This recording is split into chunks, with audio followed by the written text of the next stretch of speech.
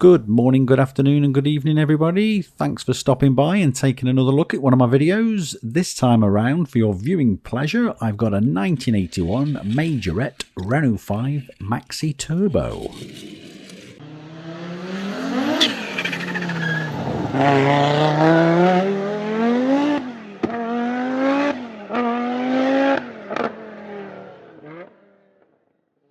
So this is only the second Majorette that I've featured on the channel, and it's a brand of car that sadly doesn't get a lot of love. I've got lots of these in my collection. There's weird and wonderful European cars that Majorette released, being a French company, and there's some fantastic Group B rally cars and some Pikes Peak cars which I've got lots of.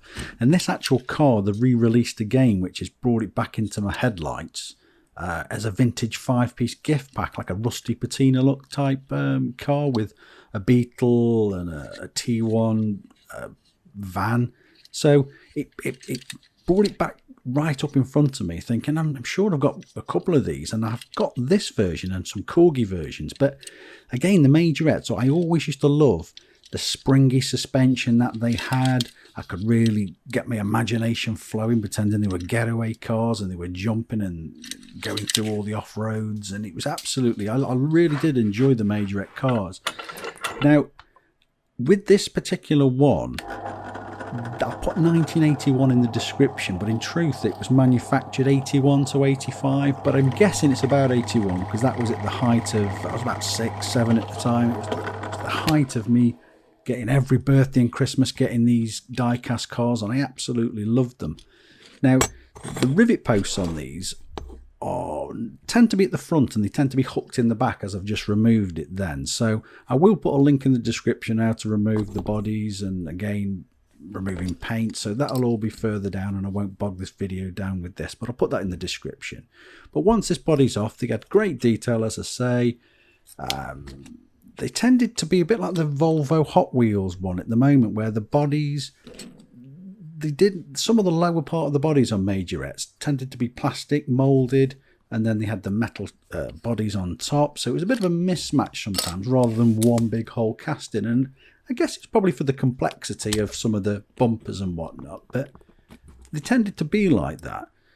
This is the spring inside, which I've tried to replicate once they've broken with a paperclip before, but they don't spring back, so that was a bit of a pointless exercise. So you need to find the right spring steel, and thankfully this one hasn't corroded or in any way broken, so this can be used again, which is great. And as you can see, the wheels are really easy to move. They simply pop straight off. But going back to the body, not a lot of damage other than paint chipped away from it, which I'm just going to chuck in my usual paint remover pot. I'll put the link in the description from removing this again, so as not to bog this one down. But the car, again, even though I put the castings sometimes on, well, I always put the casting dates on my descriptions when I load these videos, and some people say, oh no, that car is an older car and all the rest of it. But this one is roughly raced about the same time, early 80s, 80 to 85, something like that. The good thing about having all these wealth of fantastic 3D printers out there at the moment, with all these guys designing them, and they can make these accurate wheels. So I'm using the PNW diecast wheels again. He's done an absolutely spot on replica of these, so this will be absolutely fitting for this car. So that's a good start, and I'm on a winner straight away. Here I am just removing this spring, and there's not a lot to say about this really chunky chassis other than it's just got a little bit of rust on the inner part of it. I'm going to clean it. Well, I'm going to paint it anyway, but I'm just going to clean it up a little bit with some methylated spirits just to get this. It's a rust stain. It isn't actually rusted itself. They're almost like a galvanized finish on these. I don't know what metal it's made of, but Majorette's never really tended to fuzz up a great deal or rust or, you know, oxidize at all. They're always really shiny, good quality chassis. They always have that opening in the bottom, and I always used to chuck gravel and sand and all the rest of it inside, and it often seized up the suspension, but they all tended to look the same. Now with all the paint stripped back off this car, you can see some great details on the side. There's no blemishes on this at all. It's really, really smooth. But I'm just going to open up some of these little intakes on the side with my little hand drill so I can put some mesh behind on the final model. And these cars were rear engined, well, I suppose mid engined. Technically they were, yeah, the mid engines. The engine was slightly over the back of the rear wheels, but they were fantastic to watch. They started off as the 1.4 litres before they changed from the Group 4 to the Group Bs, and then they went up, I believe, to about 1600 cc, which doesn't sound a lot, but I think by the end they were probably 350 to 400 horsepower out the 1600 engine back then. Now I've drilled that hole, I am simply going to cut them away using my little jeweler's saw. Again, I'll put some links in the description to some of these tools, and all I'll do is put an Allen key and a vise, and once you play around with how to balance the casting on there and find the easiest way or the strongest way to hold it without it going all over the place, you'll soon get your rhythm. And it's always important to keep the saw moving, and if you're trying to turn around bends, to keep it in the same place as you turn, keep sawing away. As I say, when you're turning the blade, if you try and turn the blade, that you'll snap them dead easy. But I'm happy to say I only snapped 14 during this take. Only joking. Bit of filing just to smooth in these little apertures. It's a 10-minute job to cut away and file away, but it makes all that difference. But going to the front, I had plans to put mesh or some sort of little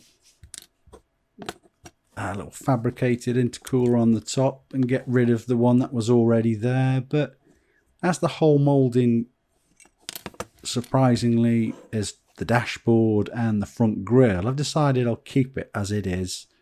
And the dashboard's quite good actually. It does replicate the original one with the recesses on there quite well. So all I'm going to do with that is simply paint it up a bit, add a few dials to it, and keep it as is. I think sometimes less is more, and I don't want to go too over the top on this one, purely because I've got a few other ones knocking around, which I'm going to do the different spec ones with the different headlights and whatnot. But I'm going to turn my attention to this plastic now, because it's a bit battered and bruised in places, and plastic is always difficult at times to clean up in the sense that, depending on the plastic type, you can either go through it too quick, or you can even melt it, and you end up making it even rougher than it was to start with. So some super fine sanding sticks, which doesn't look like it is doing a great deal other than polishing it up, buffing it up.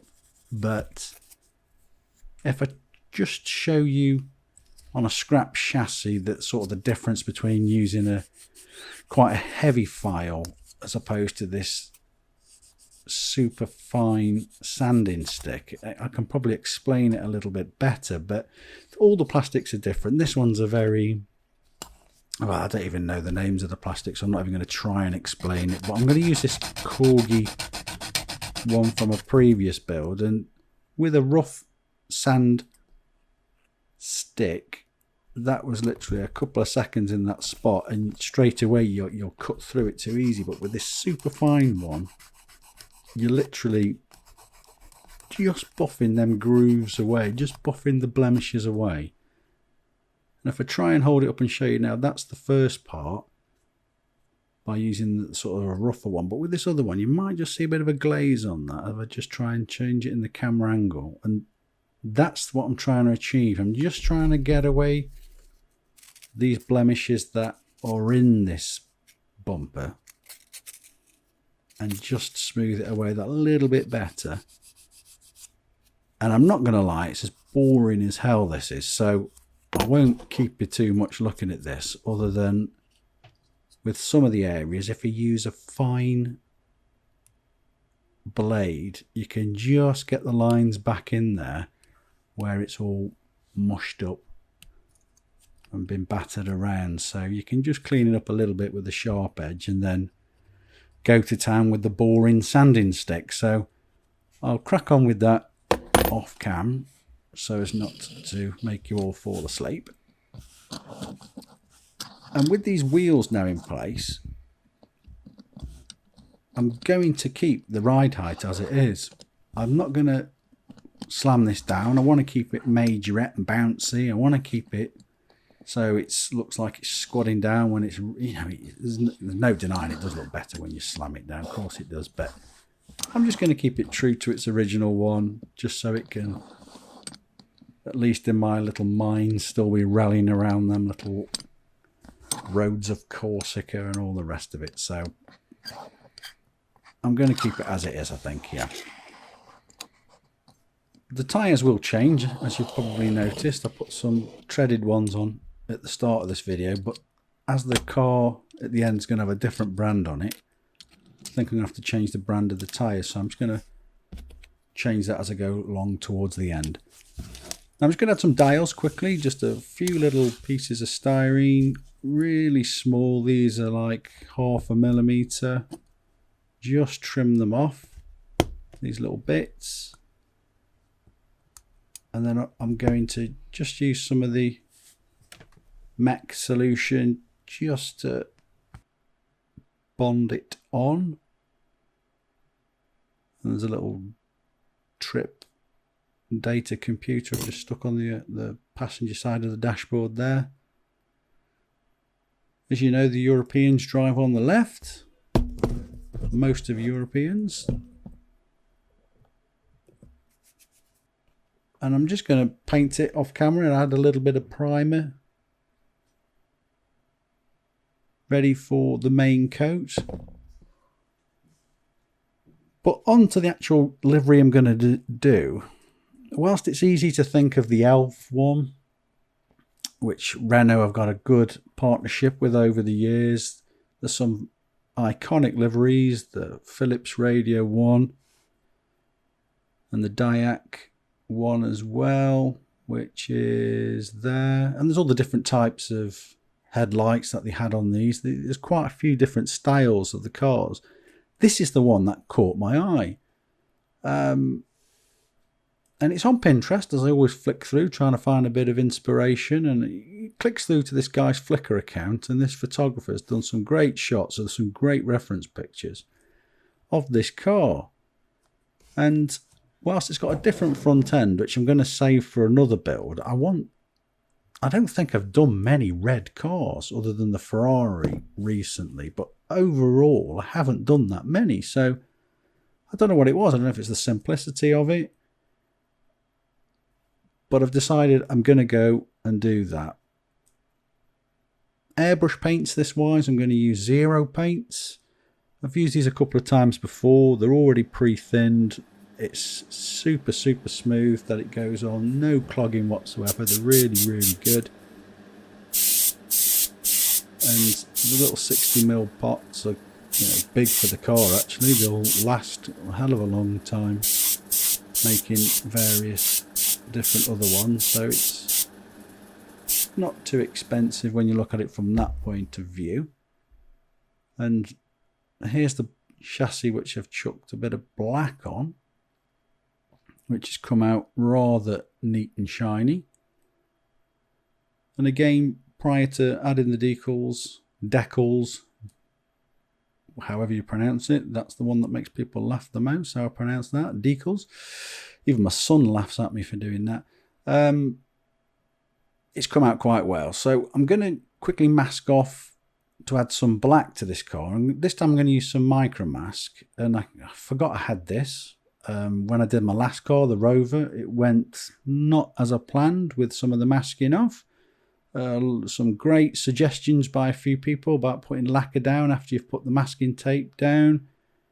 And then I suddenly realised I've still got this micro mask that I very rarely use. I used to use it a lot on other plastic kits and radio control bodies, and I suddenly remembered I got this. So this time around I'm going to add a bit of this in the areas that I want to mask off, and then once it's dried add a bit of masking tape as well.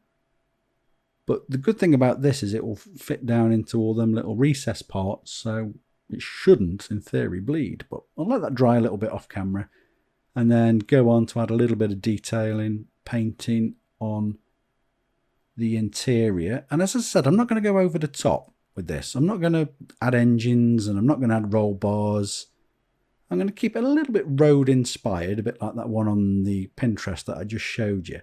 And the reason why I don't want to go too over the top on this is I'm just going to quickly show you a few of my work in progress ones. And I've already started an original RS200 Matchbox one way before I knew that Hot Wheels had released these, and I stopped it. And now here I am showing you again, but my plan with this one is to do a full tubular chassis front and back to expose the front and rear by removing them. I've already teased this XR4i into the Sierra Cosworth, a car that's got a bit of history with, which I'll go on to in the video when I do finally come to do that. But I've been developing this one for quite some time and stopping and starting in between other projects. But again, two-piece body and lower half and top half, bit of a pain, having to redo bumpers, having to remove bonnets, add bonnet vents, add the lower valances on it, the wheel arches. It's been a bit of a on-off relationship, but I've got a few of these on the go, just trying to test the best way forward. So I do put a little bit of research into some of my projects, so that's the reason why I'm keeping this Renault 5 a little bit basic, because I've got high hopes for the other ones with all the engines and detailing and removing the back. So I'll quickly go back onto this and add a little bit more paint. And the only other details I do want to add is the wing mirrors. There's a few over the years doing these videos, people have commented they should have had wing mirrors, and you're right, they should have done. And it's one thing I often keep forgetting, but the last few times I've been doing them simply by using these pins and sanding down the tops of them and then painting them and adding them. So I will add some wing mirrors to this one. So finally onto this masked off car now, and you can just probably make out the clear, I'm just going to point it out with the pencil here, the clear edge now to the micro mask that I've put on, and all being well should be a lot better than it has been on my previous attempts. We'll see, only time will tell, but I'm going to give this several coats, really light dusting to start with, then going on a little bit heavy as I go on. So just quickly skip there towards the last coat, but it's taken several coats to get it to this stage, and have a little sneak peek by just removing at least the masking tape edge, just to see if there's any bleeding before the final reveal to show you guys. And yeah, it's looking okay. So let's just remind ourselves what it originally looked like. Another classic from the early 80s I used to play with. Bit battered and bruised, horrible yellow windscreens, they had to go. And now my take on the Renault 5 Maxi Turbo. And though the wheels are accurate for the car, it's not to everybody's taste with the stance. I totally get that, but as I said, I'm keeping my little Majorette-ness of it all with the suspension as it was. And I've enjoyed doing this one. It's the first time I haven't tried to do this in pictures at the same time by putting it on Instagram and Facebook. I've just concentrated on doing it purely to video, and I think it's the best windscreens I've ever done. Fitted really perfect this time. A little bit of mesh in the side vents there, the wing mirrors, Again, I'm keeping this suspension. I know it's not going to be to everybody's taste, but it's, hey ho, it's my taste. So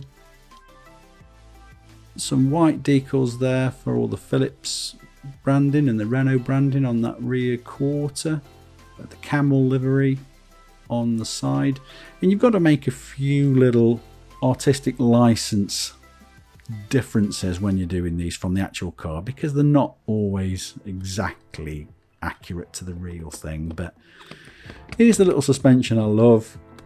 You can just about make out all the interior in there with the new dials added, which I've painted white. But overall, I'm jolly pleased to add it to the rest of the Group B, well, not just Group B, but the other rallying collection of cars, which you can always take another look at on my channel if you so desire. I hope you like this one. Please give it a like. It makes it all the better for me and helps me with my progress on this channel. Thanks for watching.